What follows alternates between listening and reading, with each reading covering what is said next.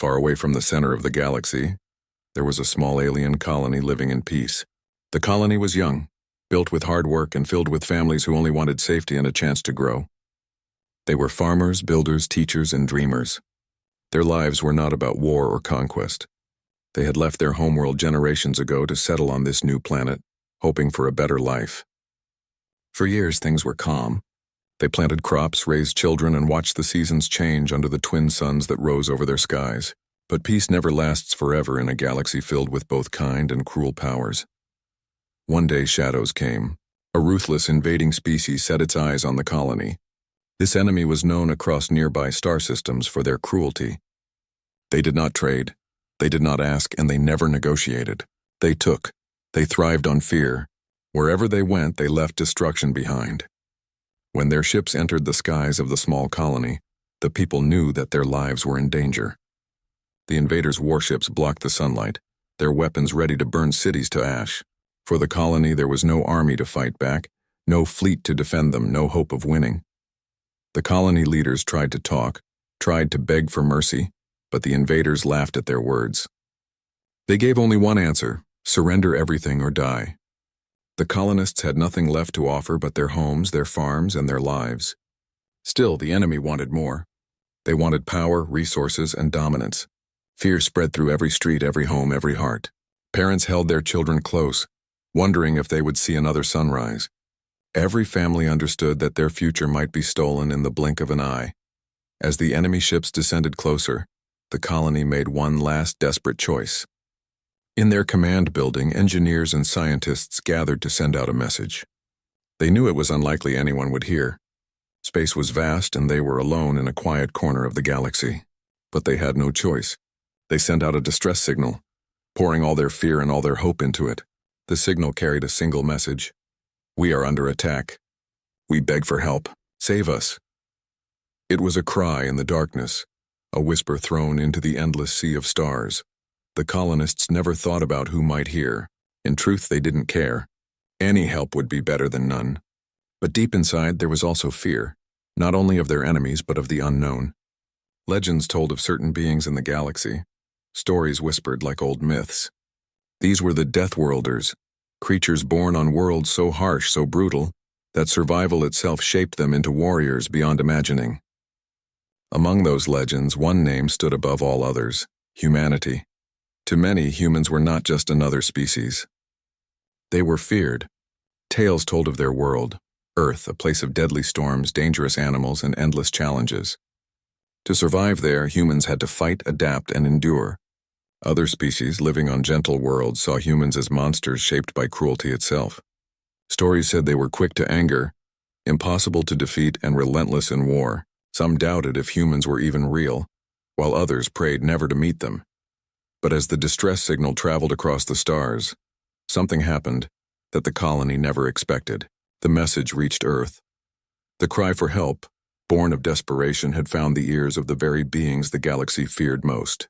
The humans listened. They read the words, saw the images of burning skies, and felt the raw fear behind the call. For the colonists, they could not imagine what this meant. To them, it was only a plea thrown into silence. They did not know who would answer, or if anyone would come at all.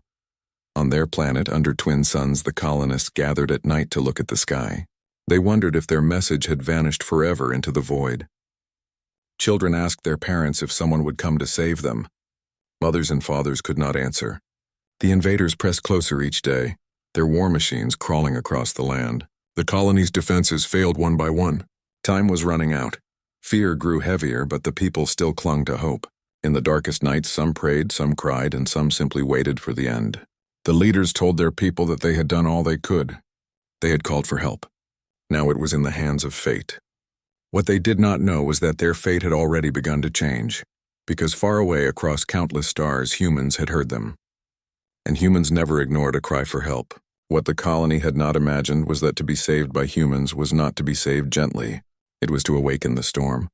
It was to call upon a species that answered not with soft words or small aid, but with the full weight of their fury.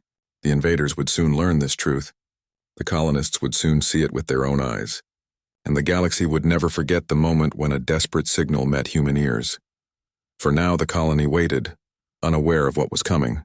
They only knew they had called out, hoping anyone might answer.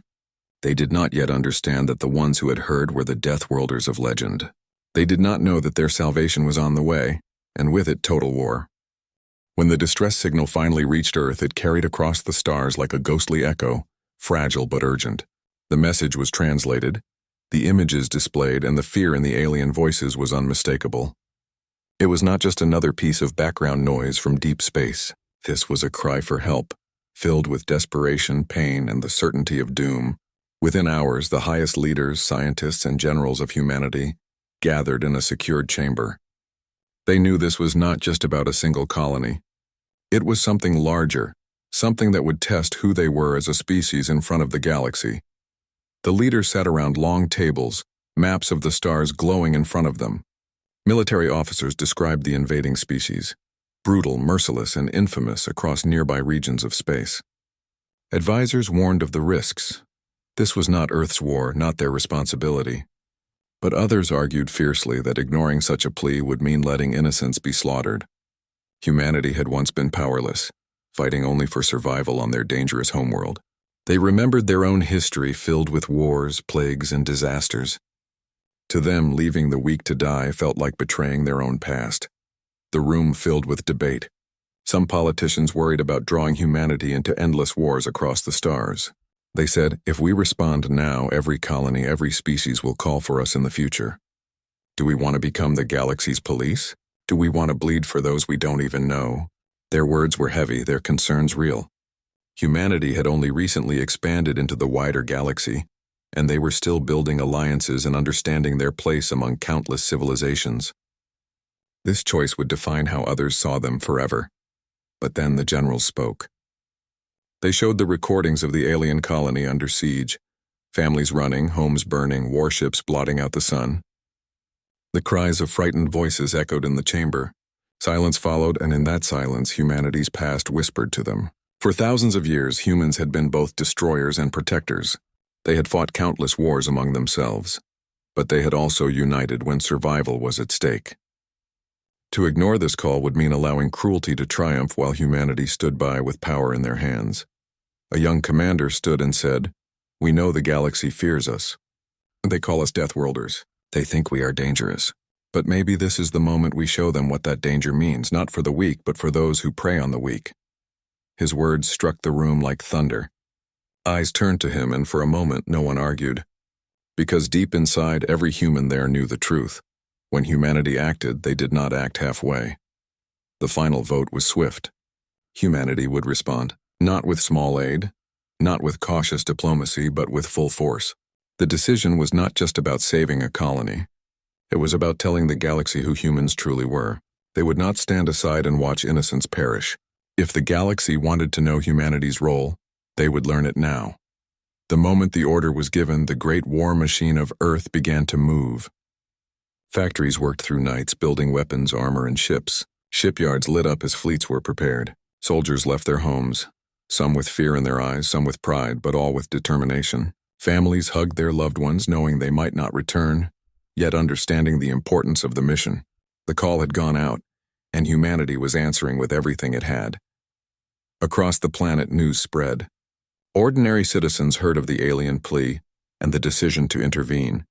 Many feared the risks, but many more felt a fierce pride. For centuries, humanity had been seen as chaotic, violent, and unpredictable. Now they would prove that their strength was not only for themselves but for others who could not fight back. Young and old alike spoke of it in streets, schools, and homes. We are going to war, not for conquest, not for gain, but because we will not stand by. Meanwhile, the generals planned the campaign. They studied the invaders' movements, their fleets, and their strategies. Every weakness was mapped. Every possibility was prepared for.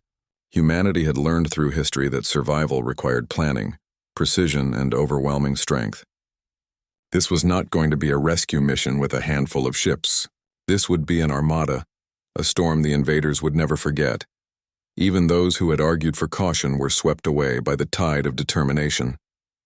They saw the faces of the colonists in the recordings, terrified children clinging to parents as fire rained from the sky. They realized that no words, no hesitation, no delay could justify doing nothing. If humanity was to mean anything in the galaxy, it had to mean standing against cruelty no matter the cost. Ships began to launch. Great carriers rose from the oceans. Sleek destroyers lifted from their cradles and massive cruisers slid out of orbital docks. The blackness of space filled with the glow of human engines, fleets assembling like storm clouds before a hurricane.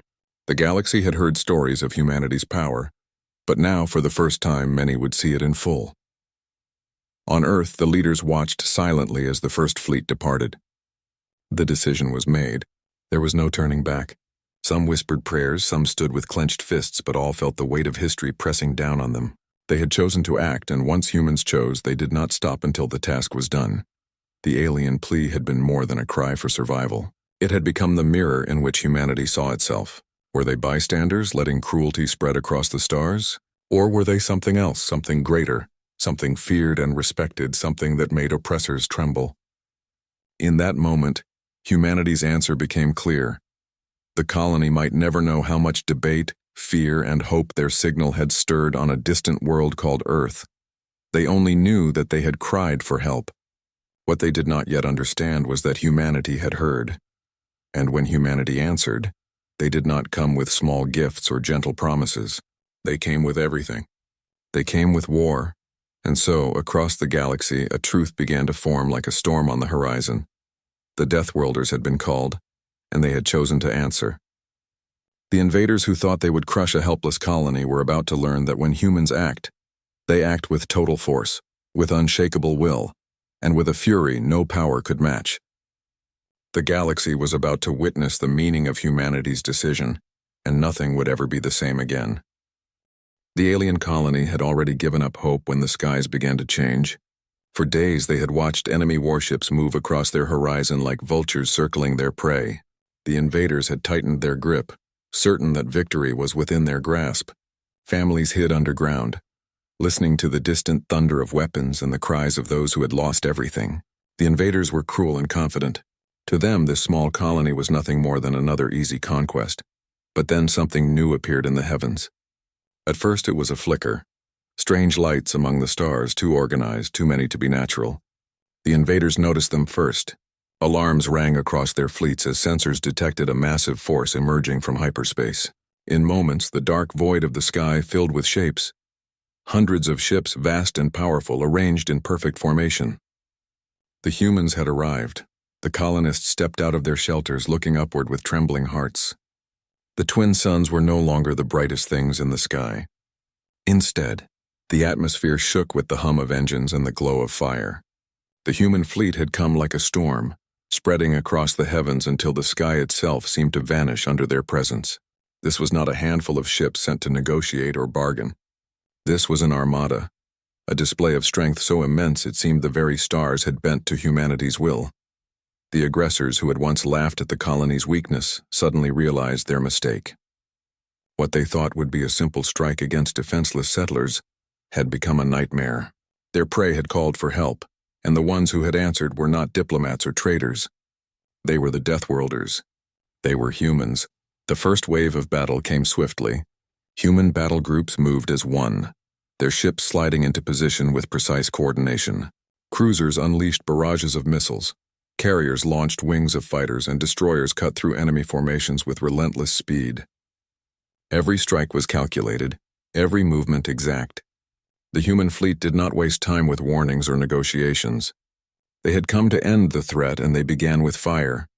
From the ground, the colonists watched the heavens burn. Explosions lit the sky, turning night into day.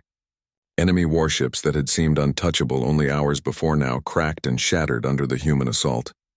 Flames and wreckage fell like shooting stars, a rain of destruction against the invaders. For the first time, the colonists felt hope. Their message had not been in vain. Salvation had come, though it came in the form of war. The invaders tried to fight back. They unleashed their full arsenal, filling space with energy blasts and desperate maneuvers. But the humans pressed forward with unstoppable fury. Every counterattack was met with greater force. Enemy fleets that once dominated entire sectors were torn apart within hours. What had taken the invaders generations to build was being dismantled piece by piece in front of them. To the colonists, it was a sight both terrifying and awe-inspiring. Humanity fought like a force of nature, not like soldiers or machines, but like something primal. Their ships struck with precision, but behind that precision was raw emotion. Anger at cruelty, fury at injustice, and an unshakable determination to protect those who could not protect themselves. The galaxy had long called them dangerous, and now the invaders understood why. On the ground, the invaders who had landed on the colony found themselves cut off from their fleet. Human dropships screamed through the skies, soldiers pouring into battle with armor gleaming and weapons blazing. These were not cautious defenders. They moved like predators unleashed, swift and unrelenting. For every colonist saved, an enemy fell. Streets once filled with fear now echoed with the sound of liberation as human forces advanced, pushing the aggressors back step by step. The colonists, watching from hiding places, could hardly believe what they were seeing. They had prayed for survival, for any sign of rescue. Instead, they were witnessing something beyond their imagination. Humanity had not come with gentle words. They had not come with small aid or limited force. They had come with total war, a storm so vast and unstoppable that it crushed everything in its path. The invaders, once so confident, now faced terror for the first time. They had thought themselves predators, but now they realized they were prey. Their fleets shattered, their armies broken. They began to retreat. But retreat was no escape. The human armada hunted them down, ensuring that no threat remained. To the humans, half measures meant leaving danger alive, and danger was not allowed to remain. Everywhere, the signs of human dominance were clear. Their ships flew in perfect unity, their weapons struck with flawless timing, and their soldiers advanced with discipline carved from centuries of struggle. The galaxy had whispered stories of human ferocity, but this was no whisper. This was truth written in fire across the skies. For the colonists, relief mixed with fear. They were saved, yes, but saved by a power so overwhelming it was almost frightening. They saw how humanity fought, not with balance or restraint, but with everything they had. And yet in that terrifying strength, there was also mercy. Because every shot, every strike, every act of fury was not aimed at them, but at the ones who had tried to harm them. Humanity's wrath was not blind. It was precise, directed only at those who threatened the innocent. When the battle finally slowed, the skies above the colony were filled with silence. Where once the invaders' fleet had floated like a wall of iron, only wreckage remained, glowing and tumbling through the void. Human ships still hovered, watching, ensuring no threat lingered. The colony that had been on the edge of destruction was now safe, though shaken by the storm that had passed. The aggressors would never forget this day. What had begun as an easy conquest ended as a disaster so great it would scar their history forever. They had learned that to provoke the weak was dangerous, but to provoke the humans who defended them was fatal. The colonists would never forget either. They had seen death in the sky, but they had also seen salvation. Humanity had answered their call, not with hesitation, not with small gestures. They had answered with overwhelming force, swift and unstoppable, leaving no doubt of their power. The galaxy, too, would whisper of this day. Some would see humans as protectors. Others would see them as a warning. But all would understand one truth. When humans answered a cry for help, they did not come with half measures. They came with total war. When the final shot was fired, the skies above the alien colony grew strangely quiet. For hours they had been filled with fire, thunder, and the roar of battle. Now only silence remained, broken by the crackle of burning wrecks drifting in orbit. Pieces of enemy ships floated aimlessly, torn apart by the human fleet's relentless assault. Once those vessels had seemed unstoppable, a wall of power that no colony could resist. Now they were nothing more than scattered ruins, silent proof of humanity's wrath. On the ground, the colonists stepped out from the shelters where they had hidden during the fighting. Their eyes lifted to the heavens where victory glowed in fragments of metal and sparks of fire. They were alive. Their children were safe. Their homes, though damaged, still stood. Against all odds, they had survived. But their survival had not come by chance. It had come because humanity had chosen to fight for them, and the memory of that fight would stay forever carved into their hearts. The invaders, who had marched so proudly into the colony, were shattered. Their troops lay defeated, their ships destroyed, their confidence broken. Some tried to flee, but the humans had hunted them down with ruthless precision. For the first time, the predators had felt what it was to be prey. Their arrogance had been drowned in fire. For them, this day would be remembered as a warning never to be forgotten. Humanity did not forgive cruelty. and they never fought halfway. The colonists should have celebrated freely. They had been saved from certain death. Yet as they gathered in the ruined streets and looked up at the human soldiers walking among them, their emotions were not simple. Gratitude burned in their hearts, but it was mixed with something else, fear. These humans had come from across the stars to rescue them, but they had not come with soft hands or gentle strength. They had come like a storm. They had turned the skies into fire and the earth into ash. Yes, they had won peace for the colony, but it was peace carved out of devastation. Families clutched one another as human troops marched past, armor gleaming, weapons still smoking from battle. The soldiers moved with calm discipline, their eyes sharp, their presence heavy. To the colonists, they looked like figures out of legend, saviors, but also destroyers. Every step reminded them of the force that had been unleashed on their behalf. They knew the invaders had deserved such fury, but still they trembled at the thought. What would it be like if such fury was ever turned against them? The leaders of the colony met with the human commanders. They bowed deeply, their voices filled with gratitude. "You came when no one else would," they said. "You saved us when we were powerless." The human leader nodded, saying little. Humanity did not fight for thanks. They fought because it was in their nature to answer when others cried out. Still, the colonists could not help but feel the weight of what had happened. Every wall of their city bore scars of the battle. Every horizon carried the smoke of what had been destroyed. Children looked up at the humans with wide eyes, both curious and frightened. They whispered to one another about the power they had seen. Some called the humans angels. Others called them demons.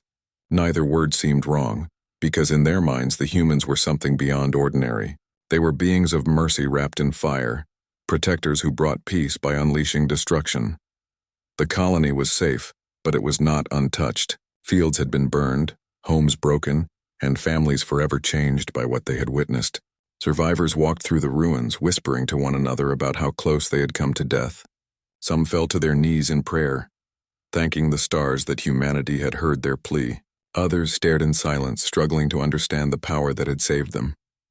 For many, the fear of the invaders was now replaced by a new fear, the fear of their saviors. As the wreckage of the enemy fleet drifted above, the human ships remained in orbit, watching carefully, ensuring no threat returned. To the colonists, their presence was both comforting and overwhelming. They were protected, yes, but they were also reminded of the cost of that protection. Peace had returned, but it was fragile, standing on a foundation of ashes. Around campfires and in the dark corners of surviving homes, the colonists spoke of what had happened. Some said, "We are blessed. Humanity is our shield." Others whispered, "Be careful. They are not like us. They are powerful beyond reason. They are dangerous." Both sides spoke the truth. Humanity was a shield, but it was a shield forged from war. The invaders who had attacked them had been crushed so completely that their name, once feared, now carried shame. Yet the colonists wondered how the rest of the galaxy would see this battle. Would other species see the humans as saviors, or would they see them as a new terror? A force too mighty to be trusted. The answer did not matter in that moment because for the colonists only one truth was clear. Without humanity, they would not be alive. Peace had come, but it was not the soft peace of gentle times. It was the sharp, heavy peace that followed destruction, the kind that left silence where screams had been, the kind that left people grateful to live but uneasy about the cost. The colony could rebuild. Their children could play again in the sunlight. But in every heart, the memory of that battle would remain. They would never forget the sight of the sky burning with wreckage, or the roar of human warships filling the heavens. They would never forget the moment when death had come for them, only to be driven away by an even greater power. And though they feared that power, they also held it close because it had saved them. Humanity had given them life again. Humanity had carved their survival into the stars. And so the colonists stood together, trembling but alive, their eyes fixed on the dark shapes of human ships above. They knew the galaxy would speak of this day for generations. They knew stories would spread of how the Deathworlders had answered a cry for help. But for them, the story was far more personal. It was not about legends or whispers. It was about survival. They had been saved by a storm, and though the storm had left scars, it had also given them a future. Peace had come, but it was a peace born in fire. And in the quiet aftermath, the colonists understood a truth they would carry forever. To be saved by humanity was to be saved completely, but never gently. Word of the battle did not remain in one place. It traveled outward, carried on the tongues of traitors the reports of spies and the fearful whispers of witnesses. Across the galaxy, news moved faster than light, leaping from system to system, from world to world. What had happened to the small colony was no longer a secret. The galaxy now knew that humanity had answered a call for help, and they had not come quietly. They had come with fire and iron, with fleets that filled the sky, with a force that shattered an enemy no one else had dared to face. On distant planets, people gathered in markets and council chambers to talk about what they had heard. Some spoke with awe. They said, "Earth is the shield of the helpless. Humanity is not what the legends claimed. They are not monsters. They are protectors." To these civilizations, the humans were a miracle. At last there was a power strong enough to stand against the cruel empires, a power willing to act where others only watched.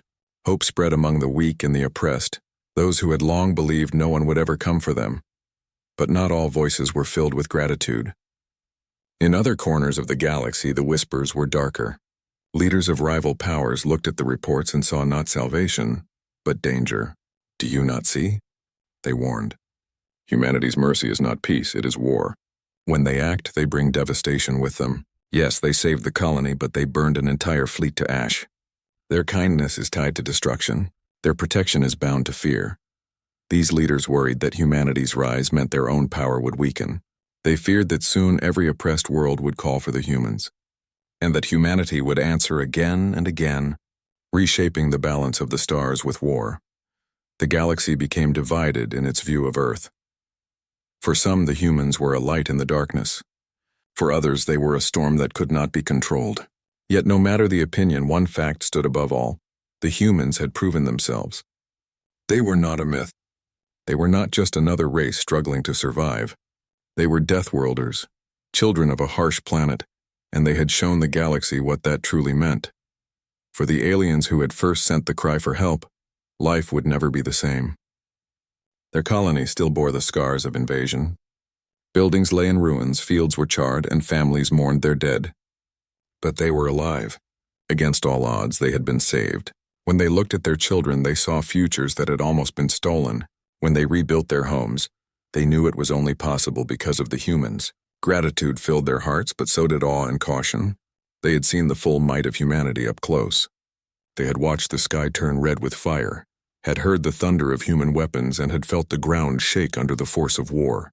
They knew now that to be saved by humans was to be saved completely, but never gently.